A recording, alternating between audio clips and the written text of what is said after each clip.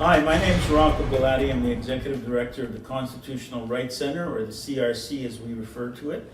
With me are AMINA SHERAZEE and Paul SLANSKY, co-operational directors at the CRC.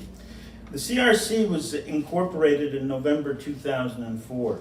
Since then, it has been engaged in assisting and obtaining pro bono services through its directors to argue constitutional cases on behalf of individuals and groups. Of all these cases, approximately 26 have been of jurisprudential note, reported in the case law. In 3 of these cases, which were extremely noteworthy, the CRC was co-applicant as a party in the cases. The first case was the NADON reference, where the CRC was instrumental jointly in having Justice NADON removed after he was sworn in as a Supreme Court of Canada judge because he was ineligible. The effect of the case was that the CRC constitutionalized the Supreme Court of Canada, whereby the government and Parliament cannot do anything with respect to the court without first obtaining the unanimous consent of all 10 provinces on a constitutional amendment. The NADON reference was in turn, shortly thereafter, relied upon by the Supreme Court of Canada in dismissing Harper's reference to try to either eliminate or change the Senate, which was referred to as the Senate reference. The other 2 cases, the CRC was a party were the MAINVILLE reference, which is another challenge to the appointment of a Court of Appeal judge, and as well the constitutional challenge to Harper's new citizenship law, where the Harper government had passed a law to strip Canadian-born citizens of their citizenship and actually deport them. Our challenge was instrumental in seeing a legislative repeal of that law. The CRC up to now has not had a public face except for its litigation since 2004.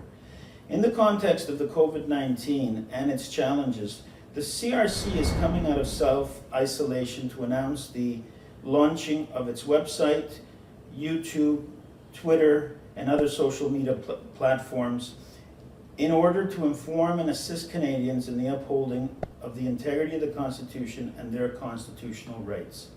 The CRC is also coming out in order to seek your assistance and support in doing our work in this context.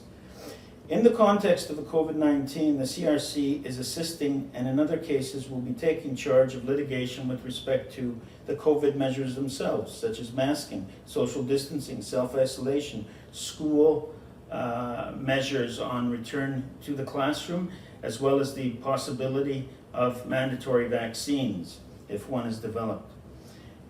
We're also going to be looking at and taking on the plight of the physically and neurologically disabled, including and especially children with special needs. As well, the dire and unacceptable plight of the elderly in the long-term care facilities, who constitute 81% of all those who have died from the COVID measures in Canada. Those impacted most by the measures and environment of COVID-19 and least able and capable to retain legal counsel or even obtain quick and easy information on their rights in the law will look to organizations like the CRC, which are far and few in between in Canada. And we want to help and ensure that the integrity of the Constitution and our constitutional rights are maintained. I'll now turn it over to Amina first and Paul secondly to say a few words before I conclude with closing remarks. Thank you. My name is AMINA SHERAZEE, and I'm a lawyer and the Operational Director for Human Rights and Women's Litigation.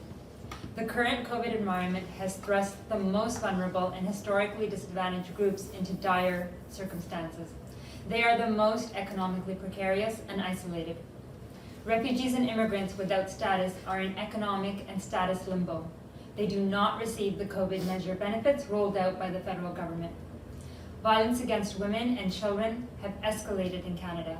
The governments all over Canada have sounded the alarm of spiked increases in domestic violence, but yet have done nothing about this increase and taken no concrete action to secure women and children.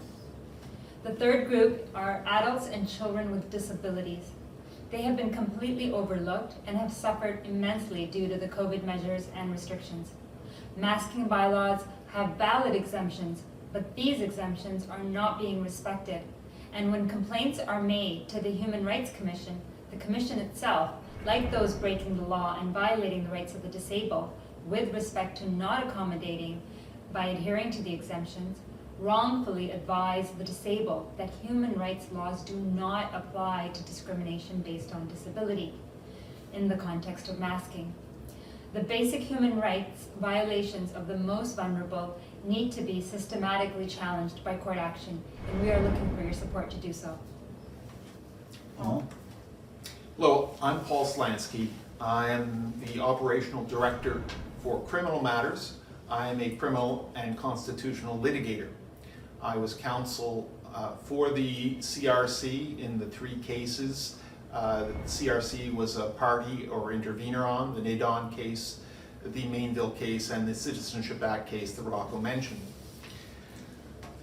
The CRC has been involved in cases as well in the background, where it has not been an actual party or intervener.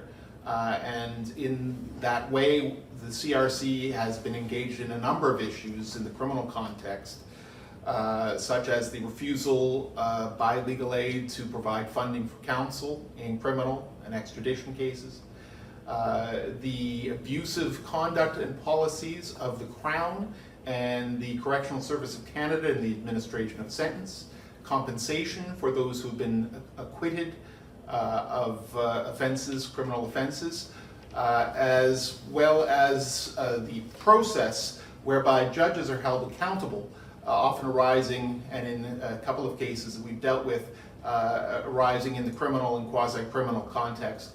And finally, providing advice in respect of carding by the Toronto Police Service to organizations including Black Lives Matter. The CRC has identified problems and will continue to do so and actively litigate to protect constitutional rights and the rule of law. Primarily, our efforts have been through the 3 people you see here in front of you, providing our time and efforts pro bono, and we will continue to do so. However, we will need assistance and support, financial and otherwise, to better protect these rights in terms of the depth and breadth of protection that we can provide. In the COVID-19 context, we have had significant problems arising in the criminal process. We've had delays that have impinged upon our rights to a speedy trial under Section 11B of the Charter. We have had rights to a trial by jury affected by the COVID situation and the COVID measures. And we have and will continue to have more hearings and trials by video conferencing, which raises concerns about the fairness and openness of these proceedings. The CRC will continue to fight the fight, and we look to you for assistance. Thank you. So in closing, I would invite and ask you to visit our website and subscribe to our newsletter to keep you informed not only of CRC's activities, but also keep informed on the current constitutional issues affecting Canadians, and also obtain valuable information with respect to what's happening. Also follow us on our YouTube channel and Twitter accounts. Please support the work of the CRC so that the CRC can defend the constitutional rights of Canadians, especially the most vulnerable. Thank you very much.